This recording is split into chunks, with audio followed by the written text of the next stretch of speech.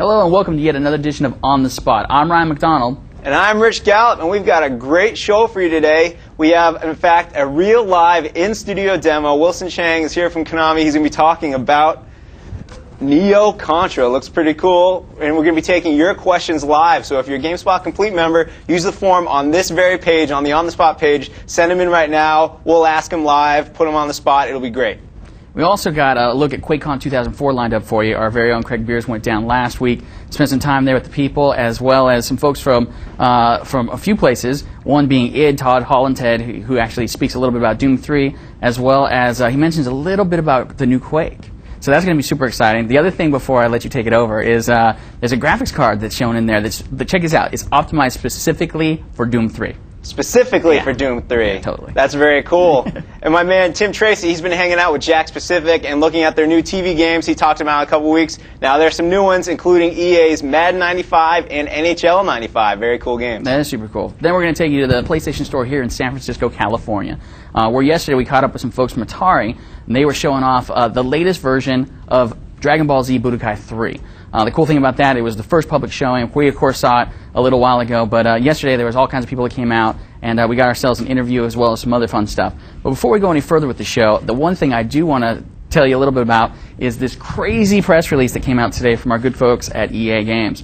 They wanted to let everybody know that, and this is crazy, that's why I had to mention it, they wanted to give a heads up that Electronic Arts today announced that based on internal data, Madden NFL 2005 has sold more than 1.35 million copies at retail stores within the first week. This makes it the biggest week for any Madden game in the series' 15-year franchise. So, crazy stuff, I know. But joining me on the set now is our very own good friend Wilson Chang. How you doing, Wilson? Hi. And you're actually here from Konami. Yes. And so you are the product manager on Neo Contra. Is that correct? Correct. And you're gonna give us a live demo today and answer some of the questions from the folks at home. Is that right? Yep, that's right. I hope to. Let me give you a single-player controller, and we'll right. take a look at Neo Contra. Cool.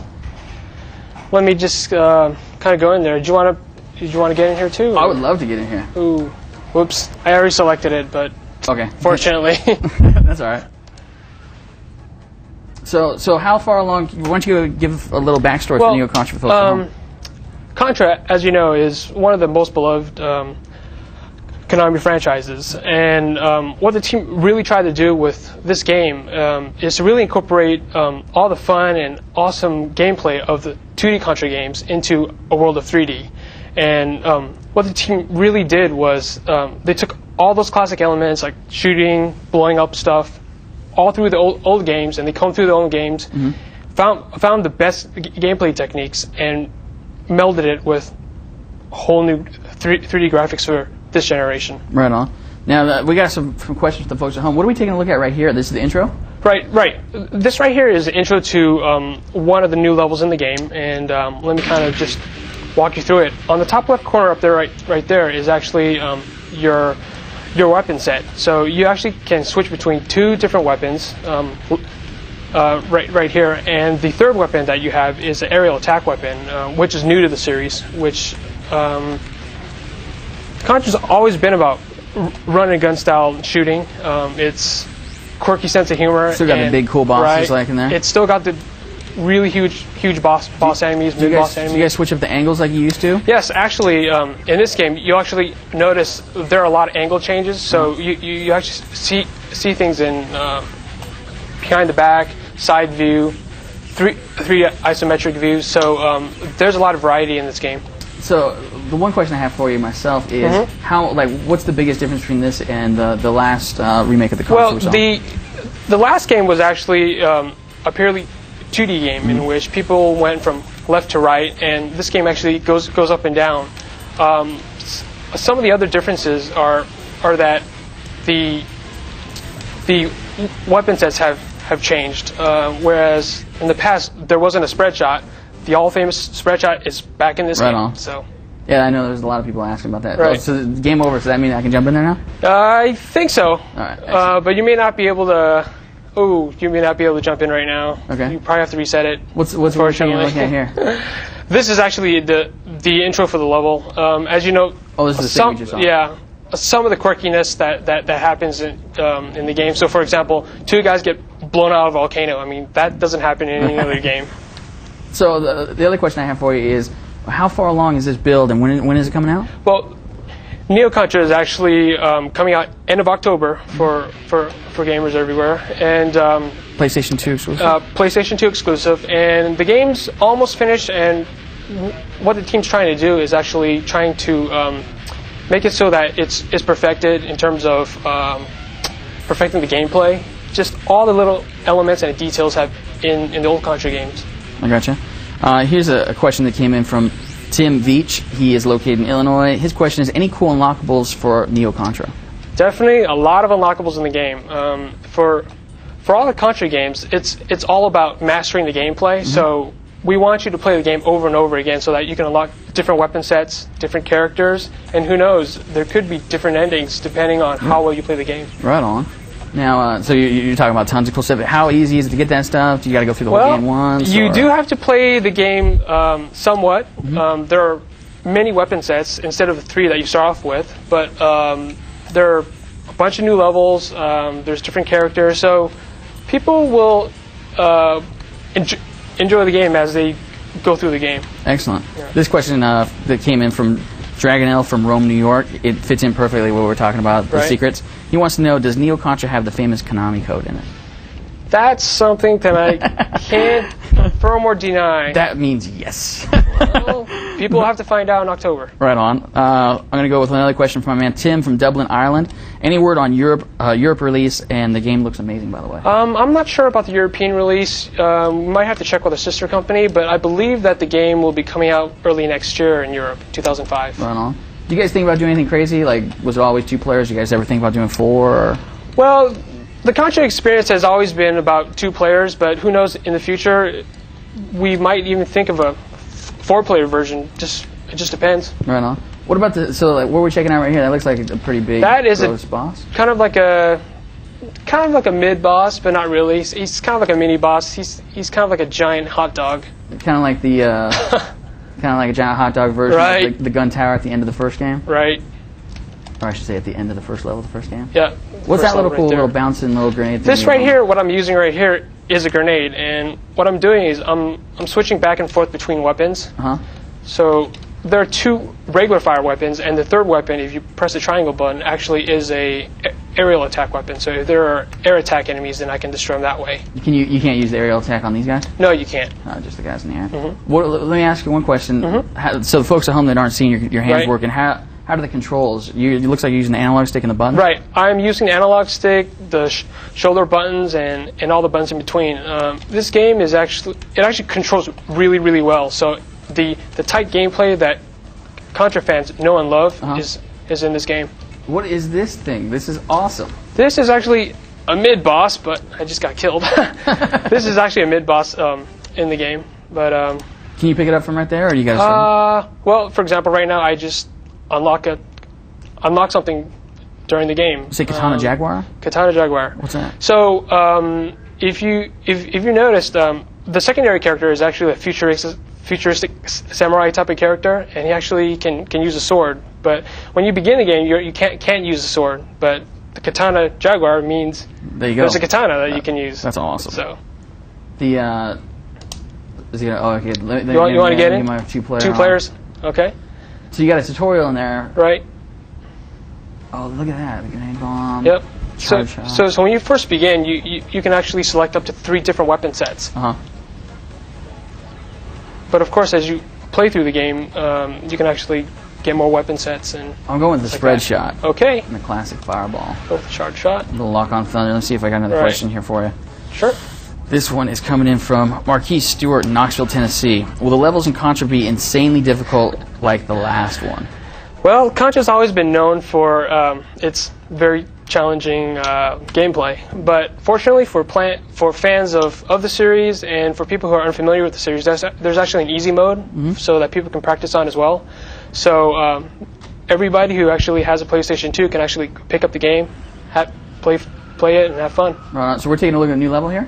This is a different level. Right on. And this is an example of a different type of viewpoint. So for example, you're actually riding these dinosaur-like creatures right here. Awesome. So the crazy thing is the left analog stick not only is moving me around, but it also is Right. aiming. It's also aiming, right? If you hit the L2 Button?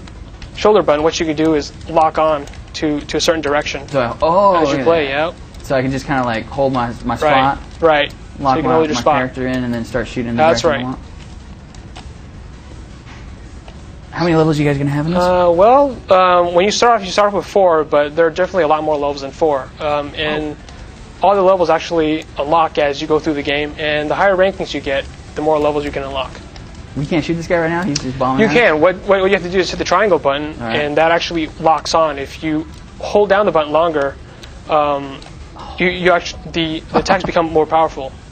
If you see those blue bars up there, that actually shows how much power that you're shooting with the lock on. I gotcha. All right.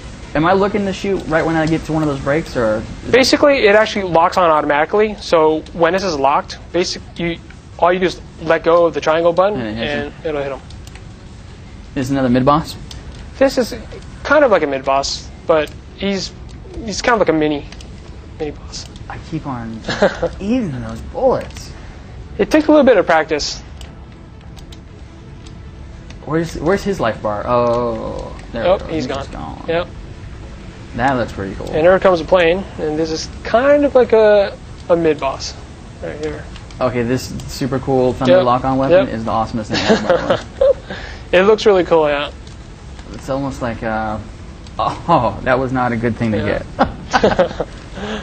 So, of the other levels, pretty much similar. It's like. Well, yeah. Well, what happens is the viewpoints change a lot, so that there's a lot of variety for the players, so it doesn't get stale. You know, just seeing everything from the same viewpoint. So it's not just isometric. It's behind the back. It's over the top. It's up and down, vertical. So. You guys didn't plug in any online here by any chance, did you? No, actually, unfortunately, there isn't any online elements for Neo Contra. We got a. We had another question, but we actually already answered that. Oh, okay. Ricardo from Santa Paula, California, question was, is this game just 2 players, or does it support more? It is definitely just 2 players. It is definitely 2 players. All right, now this is awesome. Yeah, this is another kind of mid-boss type of character, and if you notice that the viewpoint has changed quite dramatically, this is more of the vertical style that I was talking about from before. Now, once again, in Contra, or Neo Contra, we're sharing lives and stuff, so I just basically killed us. Well, yeah. By dying constantly. Constantly, all right. We got a little flamethrower action. All right. Does it get pretty crazy once you get? It gets really crazy. It actually does get quite hairy. You know what? One of the things about Contra is to learn which weapon set to use and which weapon to use depending on what enemies. You know, certain attacks are much more effective against enemies than others. Excellent. Well, all right. Is there anything else you wanted to show us before we move on? No, I think that's pretty much it, actually. Fantastic. So look forward to Neo Contra coming out in October for PlayStation 2. Excellent. Thank you so much. Thank you. Really appreciate it. Tomorrow, be sure to come back to the site. We're going to be having some more info, not only on this game, but a bunch of cool Konami titles that you guys are showing off tomorrow, right? Right, correct. So be sure to come back for that. Right now, we're actually going to go ahead and take a look at QuakeCon 2004, thanks to our very own Craig Beers, who was there last week and checked out some fun stuff. So let's go ahead and take a look at that. Last week, we flew down to Texas to attend QuakeCon 2004. QuakeCon is a LAN party where thousands of gamers convene to play their favorite multiplayer games. It was moved to Gaylord Convention Hall in Grapevine this year to accommodate a larger crowd. It was a beautiful location to host a LAN party, with fountains in the hotel, courtyard, and wide open spaces in the convention hall for gamers just to put all their equipment. Vendors sold shirts and other apparel, and sponsors like NVIDIA set up locations where you could play games on their computers. Of course, the main draw of the event is the BYOC area, or Bring Your Own Computer. People line up for hours just to get into QuakeCon. Though once they got into QuakeCon, they just lined up on these tables in just rows and rows of computers and games. It was quite a sight to see. We were a little disappointed with the case mods this year, though. We didn't see anything that looked totally unique and amazing like we did last year. There were several events to keep people busy when they wanted to take a break. There was a computer build competition where people were given computer parts and must race to build a working computer. The rules are you must use 2 screws in every part, and the computer must post to Windows to win. The fastest time we saw was around 6.5 minutes. Gamers could also test their metal against fatality. a professional gamer. We watched several matches, but no one could frag him. That kind of makes sense, and he plays games for a living, though. There were also several tournaments where you could pit your skills against other gamers. There was a 1 vs 1 Doom 3, 1 vs 1 Quake 3, and Quake 3 Capture the Flag tourneys, as well as Miss QuakeCon, the female-only Quake 3 tournament. Activision was also there showing off Call of Duty United Offensive multiplayer for the first time. It has 3 new modes to the game, as well as vehicles and new abilities. You can read about our impressions of the United Offensive multiplayer in our GameSpace. We also talked with Dan Vivoli, the Executive Vice President of Marketing at NVIDIA, about their new 6600 video card. The big news for us at QuakeCon is we're announcing the GeForce 6600, which is a whole new series of products in the 6 series, which is our mainstream product line. The 6600 should be thought of as sort of a little brother to the 6800. It's about $100 to $150 cheaper than the lowest end 6800, but it's about twice as fast to 3 times as fast as other products in the same price range in the marketplace. The whole 6 Series architecture was designed from the very beginning with a very close collaboration with id Software. We view them as the leaders in pushing graphics technology, and John Carmack in particular is the industry's advanced mind when it comes to graphics software. So when we built the 6 Series, which the 6600 is a newest member of, we built it with knowledge of what John wanted to have for his new engine. So the result is, with the 6600, it's the ultimate mainstream card for playing Doom 3. QuakeCon's a really important event for us for a couple of reasons. The first one is this particular QuakeCon is a great way to celebrate the coming out of Doom 3 and the 6 Series, and therefore to celebrate a relationship with id Software. The second thing is this is the best collection and the best culmination of gamers around the world that come to have a good time and play the greatest games on the planet. So we love to be a part of it. So this year we put a huge investment in. We're giving away over $150,000 in prizes for some of the tournaments and events, and we're just here having fun. So even though this is QuakeCon and we're talking primarily about the gaming capability of this card, there's another personality to it that we spent a lot of energy on, and that has to do with video. It hasn't escaped us that people are playing more and more video on their PCs and computers. So we put a whole new video engine in this card. So what you end up with is the cleanest, smoothest, crispest video you can get on any graphics card anywhere. The 6600 will be on shelves end of September, early October, so we're about a month and a half away. Speaking of Doom 3, QuakeCon took place right after the game was released. Many people were playing it there. So let's hear what Todd Hollenshead, the CEO of id Software, had to say about Doom 3. Well, we're very happy to have Doom 3 done. Of course, it was a long development process. It took us over 4 years to complete it start to finish. But the response has been really enthusiastic. And of course, you can only reach so much into what you gather from message boards, and to come out to QuakeCon this year and have all the fans be super over the top with enthusiasm about the game, telling everybody, pat on the back, great job, love the game. And I really couldn't imagine a greater launch party for Doom 3 than QuakeCon this year.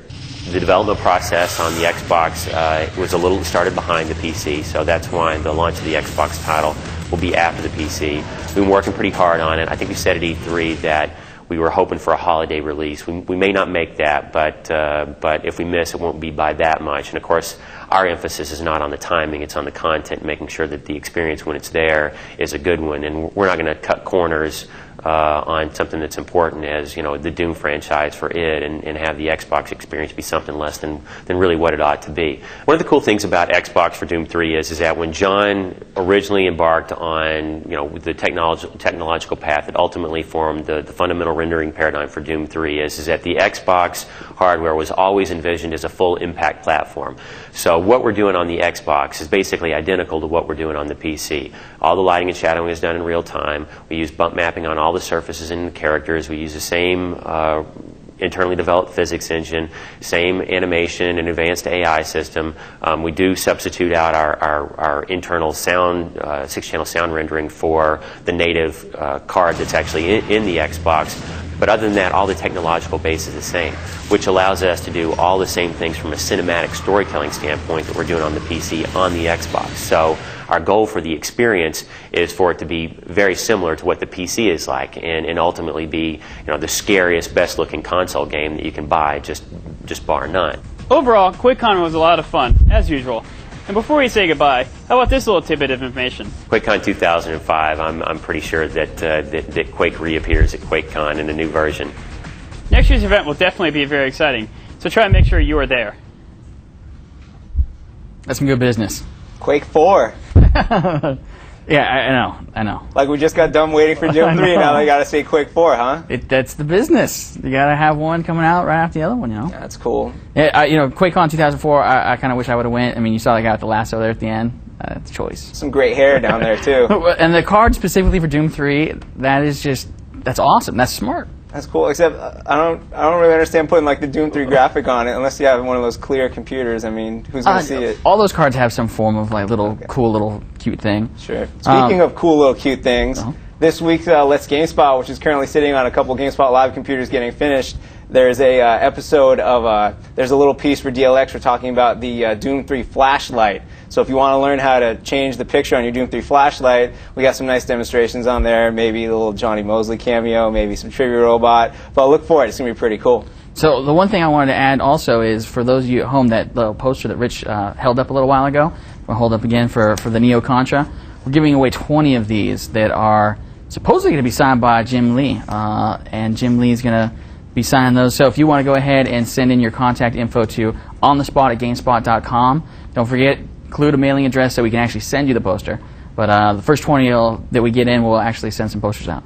Very cool. And I just sent mine, so I get one. Very good. Speaking of cool stuff, recently Tim Tracy, as we mentioned at the top of the show, hung out with Jack Specific. He got to see some really cool stuff. For example, you mentioned the Madden selling 1.35 million copies in its first week. One of the cool parts of Madden this year is the collector's edition for the PlayStation 2, showing the classic and retro Madden games. They didn't put numbers on them, so we're not entirely sure which one you're playing. They're the good ones. Apparently they're the good ones. So, but Jack Specific, what they did is they took Madden 95 and put it in one of their TV games, so you can plug that in and play it along with the NHL 95. Right but on. Before I steal any more of Tim's thunder, let's see what he has to say.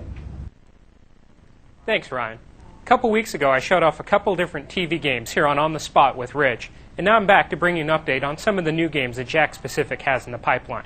Coming in October to a store near you is a Spider-Man themed game with one main 2D platformer with graphics that look very close to that of a Game Boy Advance game, and 4 fast-paced minigames with a variety of simple game mechanics like web shooting. Hitting stores in the same time for the DVD release of Spider-Man 2, this game is set to be priced around $19.95. Also coming soon is a game based on the super popular World Poker Tour.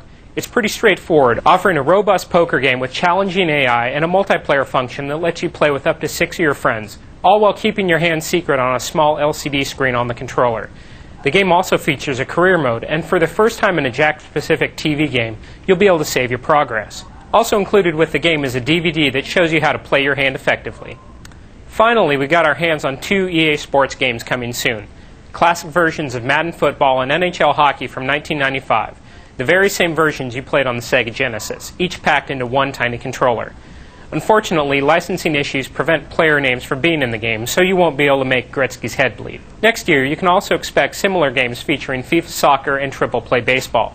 Also coming soon are products featuring classic Capcom games, the original arcade version of Mortal Kombat, and a Tecmo game featuring the classic Tecmo Bowl. Expect to see these products sometime in 2005. That's all I've got for right now. Back to you, Ryan.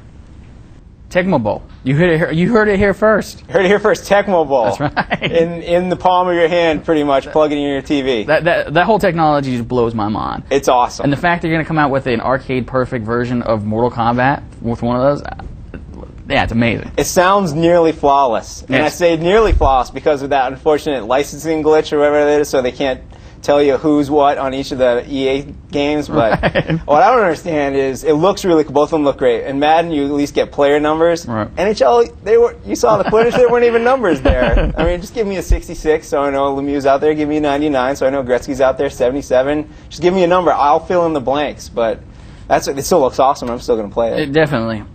Keep on sending your questions in. I have a few questions if you don't mind before we go to our next segment. Sure, fine. Bring on some questions. By the way, I just got the awesomest news that you got to stick around at the end of the show. I'll tell you at the end of the show. But seriously, little fun news that you got to hear. All right, but besides that, we got some questions in from some folks. This one comes in for Dragon Ball Z, which of course is our next segment. That's right. And I'm sure this question will be. Well, actually, this question is not going to be answered in the next segment. Bashir Abdul Majid from Tampa, Florida, wants to know: is Atari going to be developing a Dragon Ball Z game for the DS? The answer is at this point we don't know. but we'll definitely check into it and see if we can't find out for you. For my man Alex in South Carolina, just tuning in, you missed the Neo Contra. The answer to your question is yes, it is 2 players, and it is only for the PS2. So, with that. Great, and now just down the street yesterday, Atari invaded the Sony Metreon about a couple blocks away with a playable version of Dragon Ball Z Budokai 3 for the public. That's right. And anytime, as E3, press events, they are crazy enough when they let all us press guys there, but open it up to the public, and it's just chaos. So let's take a look. Hi guys, my name is Daisuke Uchiyama. I came here from Japan to promote Dragon Ball Z Budokai 3, and I am a chief producer of this Budokai series. The reason is I came here because to show the latest version of Budokai 3 ROM here. Firstly, very first time in the US to show to the US fans here.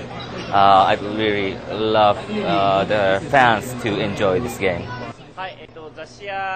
Of course, the media, print media or other media is very important to promote the game. But before the release date, it's really important to meet the fans, to listen to the fans' voices, such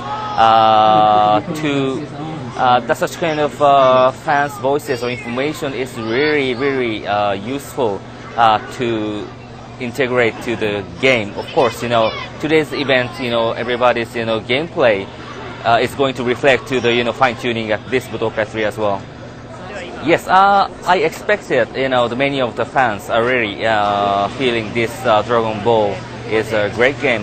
However, me myself, to be on this stage, I was so amazed. Many the different generations fans are really having excitement to this series. I'm doing the producing this game, but also I have been the great Dragon Ball fan for 20 years since started. So of course, I know everybody loves Dragon Ball, but I think I'm trying to think myself is the best Dragon Ball fan ever.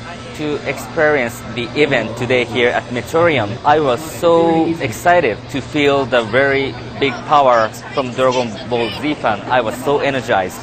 And yes, Dragon Ball Z Budokai 3 is just we today present the the battle game part, but we have more to come, more exciting more to come. So what we call Dragon Ball 3 is not only the battle mode, but also the very attractive modes together. So in near future, before the release date, we can deliver many more attractive part of the Budokai 3. So let's get tuned, and thanks for coming today. Thank you. That's awesome. You saw he dressed up as Goku? That was cool. Yeah, totally. That was great. It looked like there's a whole lot of people there checking out Budokai 3. I gotta say, I love the gaming community. They're just enthusiastic about these games, and anytime there's turnout like that, it's great for the entire industry. I need to get out to more of those myself, I need a haircut, and then I'll get out some more of those, or maybe rock a sweater vest. But speaking of the gaming community, we're getting all kinds of questions in, and like my little hip top's about to explode, specifically with Half-Life 2. Like Half-Life 2, Half-Life 2, Half-Life 2. That's what it says right down the list for which game that people want to know about. We have some questions lined up. Let me ask you some questions here, Ryan, because I'm going to bet you know more answers than I do. Okay. This is from Mark in Columbus, Ohio. Question is, considering the fact that for the first time ever, we're going to have 3 very viable companies release successors to their consoles, and a new handheld device is entering the market, how do you feel about the future of the gaming industry from a hardware perspective? That's a solid question. That's a great question. The answer to the question is basically, I feel pretty good about it. In all honesty, with the PSP coming out, DS, and then of course, the new Xbox, new PlayStation 3, coming down the road, Nintendo. You saw that news story. I don't know if you did. Did you see that news story about them doing the whole patent thing? So people are already talking about stuff. So either way, it's all coming down the pipe, and gaming's great right now. I can't even imagine what it's going to be like on the next generation of hardware. So me personally, I can't be even more excited than I already am, especially for PSP. I mean, that's right around the corner. I mean, the end of September, we're going to get to see it at the Tokyo Game Show. So yeah. So as far as hardware goes, yeah, I can't wait. I can't wait either. The only thing that can wait is my bank account. I do believe I know. It's going to be pricey, but it's going to be it's going to be some money involved. I got a question for you, Rich. All right, bring it on. This question comes from Marcellus252 from North Carolina. He wants to know, what's the deal with the ilovebees.com? What's the connection with the website and Halo 2? ILoveBees.com. If you want to know, it's a marketing tactic brought to you by the people behind Halo 2, Bungie, someone. There's clues in it. The whole idea behind it is that this woman named Aunt Margaret had a webpage called I Love Bees, and she makes honey in Napa Valley, California, which is near here, and it's somehow been hacked by like aliens from the future or something like that. And if you know how to do these things, you can break down the pictures, and there's text hidden in them. There's weird haiku, there's stories, there's dialogue, and there's a countdown clock counting down to August 24th. Oh. Now, what happens on August 24th? I think maybe if you know what you're doing, you can figure it out on the site and they'll tell you. I can't figure it out. I don't really have the time to figure it out. A lot of people out there do, and they're doing a great job of it. If you check out GameSpot News, I think they have some links for you. You can follow the whole thing. They'll tell you what's going on. But if you really want to know what ILoveBees.com is all about, wait until I'm going to guess, August 24th next week, and we'll all find out together. Right on. I think we got these next set of questions actually tie into all the ones that have been pouring in today as well. All right, well, let me ask you them, because these look more like up your alley again. All right, this is first one's from Fabrice en France. How long will the time-limited beta phase of Counter-Strike Source actually last? And it goes on, if I get condition 0, will I be able to play CS Source all the way up to Half-Life 2's release, or will there be a period during which the beta phase will be shut down? Thank you. That's the first question. You got that one? I got that one. All right, cool. Next is from Tom in New York.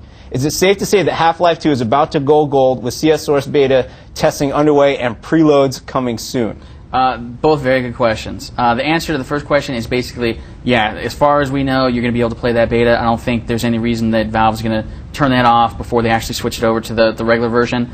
And that actually does tie into the second question about Half-Life 2 coming out, all that stuff. I think that what we're seeing with the recent release of CS Source for the public, everybody that owns Condition 0, is they're basically gearing up. Yesterday, if you checked out the GameSpot news, you saw Gabe Newell. He had posted in some forums that said that Half-Life 2 would begin preloading today.